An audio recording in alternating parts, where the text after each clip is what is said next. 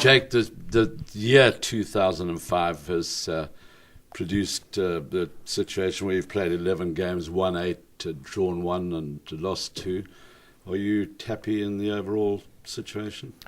Yeah, I've got to say, after last year, 2004 being such a good year, I think expectations were a lot bigger. And as the cricket analogy goes, your second year is obviously a lot harder.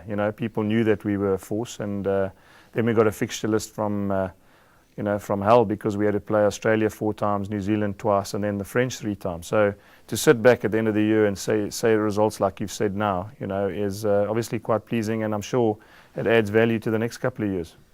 Just let's go back a little bit in terms of selection. They always say the coach announces his side and the coach has chosen so and so and so and so. Just for the general public, you do have a selection committee. Peter Ewerster and Ian McIntosh sit on your committee. What sort of input do they have in terms of the overall situation? Well, to be fair, Mac has coached Springbok rugby, so he appreciates the sort of pressures that go with that coaching role, and also about making sure that the coach duly gets what he wants, because obviously at the end of the day, the coach carries the can. So that's been quite a blessing that I've had Mac there.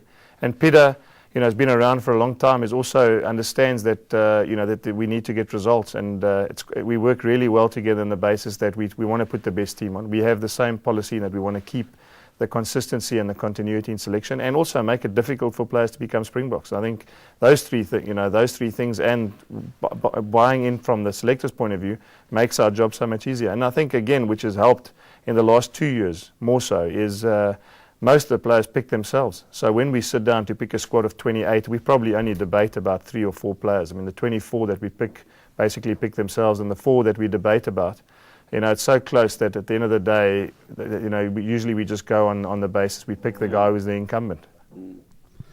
We're now on the brink of becoming the number 1 team in the world, from number 6 2 years ago to number 1 in the world, and we go down to Dunedin.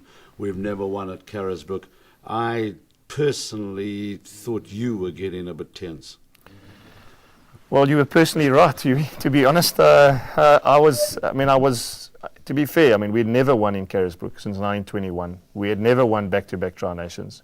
We were literally 1 game away from being the number 1 team in the world. And not only that, we were the first time we could beat the All Blacks 3 consecutive Test matches. We'd beaten them in Cape Town, we had beaten them in Johannesburg, and this was an opportunity to get the 3rd win over them. So you couldn't play for more in 1 Test match if you tried to. So it was very natural for me to feel tense, and again, I just didn't want a situation where we didn't prepare properly. And that's why I suppose in Dunedin you realise how difficult it is. And looking back at that fixture, maybe that just shows that it's difficult to become number 1. It shouldn't be that easy to go in 16 months and go from 6th in the world to number 1 in the world. There's got to be at least some sort of sacrifices made.